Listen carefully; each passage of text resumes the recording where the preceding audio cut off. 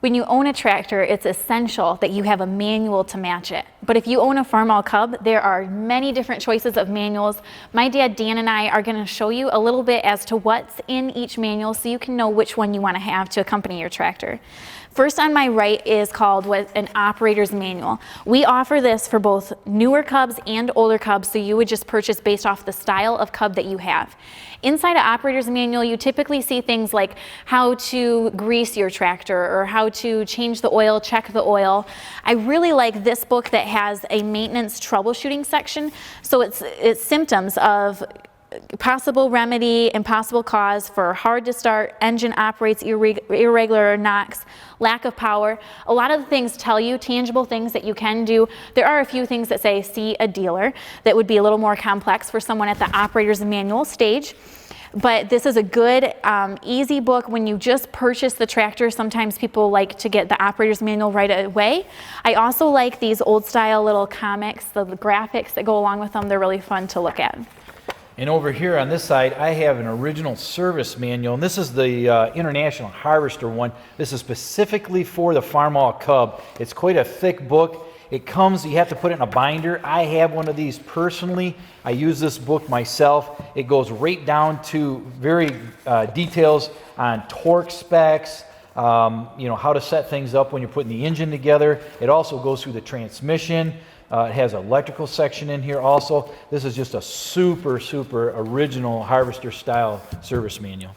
So a lot of these IH manuals that we're showing are reprints of the original manual. This next one is called Preventative Maintenance. It's just like it sounds. If you own a Cub and you want to keep it running in tip-top shape, these are the things that you can do on your own in order to keep it running well. I have a electrical, just on the electrical, and Rachel and I have spent quite a bit of time on the Cub behind us trying to get the charging system to work. They're rather tricky, and this book here really nails it down. It also carries a lot of information about magnetos and distributors. Am I allowed to say this one's my favorite on the whole table? Definitely. So mine too. This is the book that Ken Updike and I wrote together. This one tells you the fun history about the Farmall Cub. You could say it's like a coffee table book because you would read it inside. It's not like you'd have it out here in the shop. But there is a section in the back that's all about maintenance with a picture for every single step. If you are newer to mechanical repairs, this type of book where there's a detailed picture is going to be a lot easier for you to follow. Some of these other books are a little more technical language that you would see. So that's the maintenance part, and then there's also all sorts of history about the Farmall Cub. It talks about how to buy a Farmall Cub.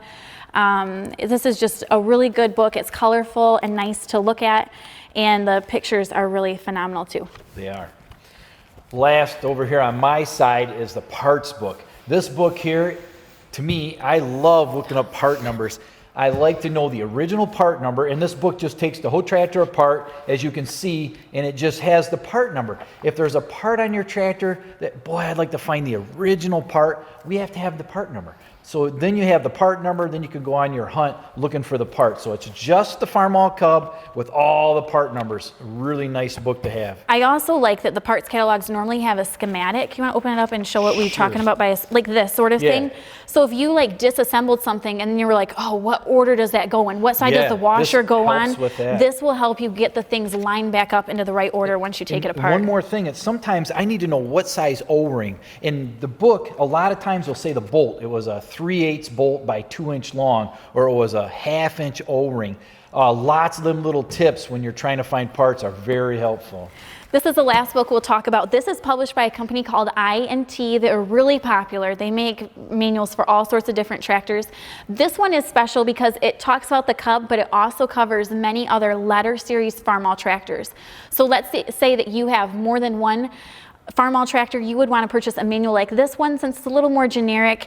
This is written in very technical language, but it's helpful. If you're going to do a really major repair, this is going to have a lot of the specs that you need. All of these books are available on our website, which is farmtractorrepair.com. I can't imagine trying to do some of the repairs that we do without a manual.